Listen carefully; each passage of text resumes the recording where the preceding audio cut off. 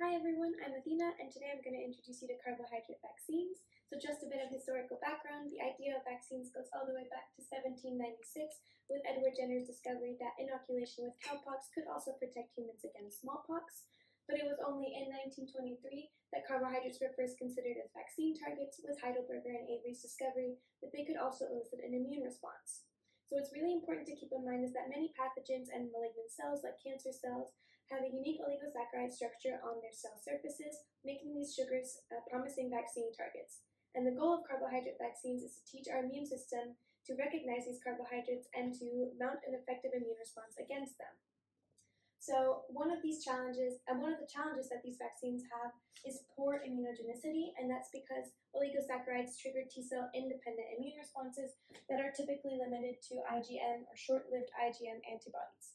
And what's been done to fight against this is conjugating these antigens to immunogenic protein carriers like T-whole limpet hemocyanin or KLH.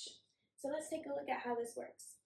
So first we have our pathogen oligosaccharide that is bound to our immunogenic protein carrier, and what happens is that our B cell will bind to the antigen, and then the antigen will be internalized.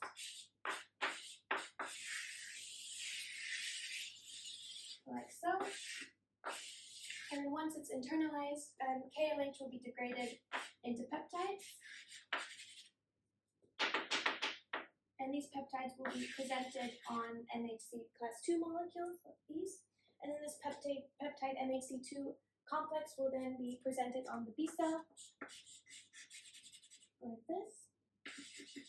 And this complex will then be recognized by helper T cells that will then produce activation signals through specific interactions, like this. And they will also produce cytokines that will stimulate B cell differentiation into plasma and memory cells. And so here, these memory cells will have membrane-bound antibodies, and these will then help our immune system when we're reinfected with the pathogen or infected for the first time after the vaccine. It will speed up the immune response, and we'll have a much quicker neutralization of the pathogen. And the plasma cells, they are antibody-secreting cells, and so they will secrete these antibodies out of the cell, and these will be IgG antibodies. And this class switching is promoted by the cytokines and will allow for a much better immune response, as IgG antibodies are much more specific and have a much higher affinity than IgM antibodies, giving us a much better immune response. Thank you.